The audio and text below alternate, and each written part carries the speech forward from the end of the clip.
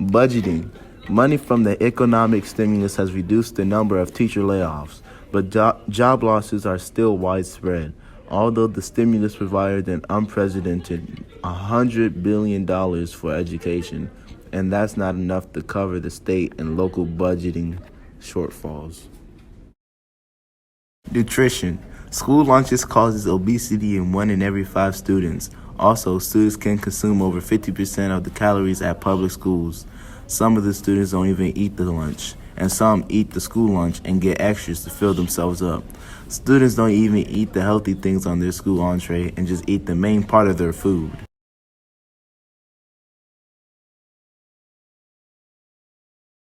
Time. While meals served through the NSOP are regulated both in terms of the nutritional eligibility for free or reduced price meals, there is no federal requirement for a specific lunch length, and too few states have requirements or at least adequate requirements.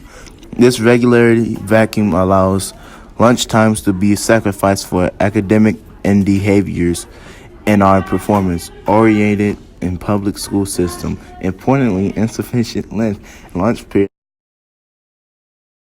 When did school lunches started? The National School Program started in 1946, signed by President Harry Truman. In January 1910, home economics classes in Boston began an experimental program serving an early lunch to elementary school students 3 days a week. Who started school lunches and made it worse than before? The program was established under the National School Lunch Act, signed by President Harry Truman in 1946. Michelle Obama then introduced the Healthy, Hunger-Free Kids Act of 2010 that authorizes funding for federal school meal and child nutrition programs and increases access to healthy food for low-income children. What were the school lunches before and after the Hunger-Free Kids Act?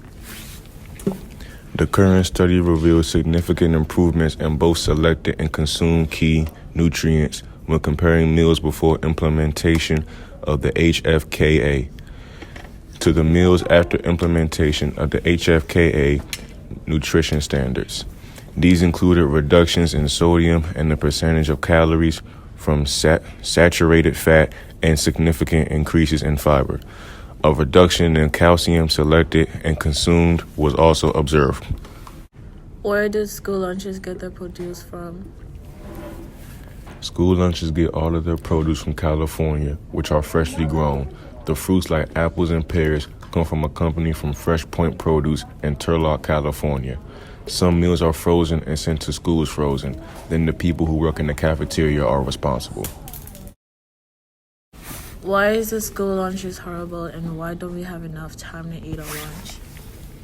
One goal of the law was to help reduce America's childhood obesity epidemic and reduce health risks for America's children by helping schools across the country produce balanced meals so children had access to healthy foods during the school day. There is no federal requirement for a specific lunch length, and too few states have requirements or at least adequate requirements.